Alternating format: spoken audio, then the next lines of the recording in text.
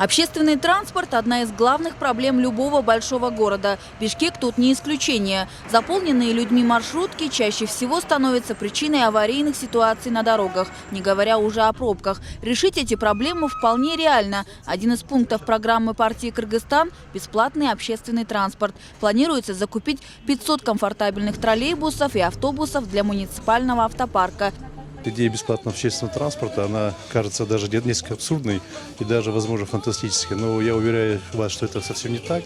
Мы же все прекрасно понимаем, что решение любой транспортной проблемы – это как раз вот решение именно стабильного общественного транспорта.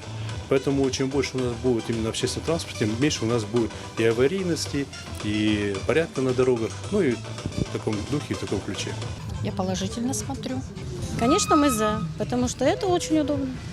Партия «Кыргызстан» также намерена инициировать механизм отзыва депутатов избирателями. Если горожанам не понравится, как работает тот или иной народный избранник, и если он не будет выполнять свои обещания, то он должен будет сдать свой мандат. Это повысит ответственность депутатов перед избирателями и станет стимулом для многих работать во благо горожан, считает кандидат от партии «Кыргызстан» Куванчбек Кангантиев.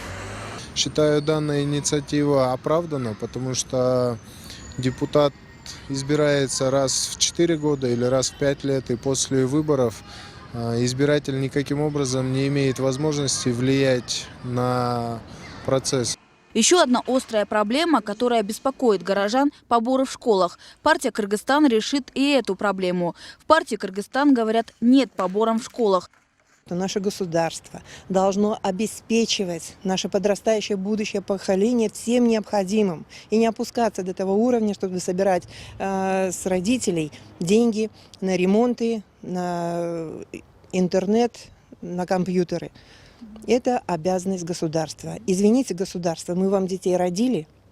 Это ваше будущее. Извольте, пожалуйста, их обеспечить всем необходимым для их счастливого детства. А поборы надо прекращать. Все эти инициативы в предвыборной программе партии «Кыргызстан» осуществимы. Бесплатный общественный транспорт, доступные школы без поборов и ответственные перед горожанами депутаты. Все это может стать реальностью, если в Горкенеш придет новая команда современных управленцев, которые знают, что делать и знают, как это сделать. Партия «Кыргызстан» – гарантия стабильности и путь к обновлению.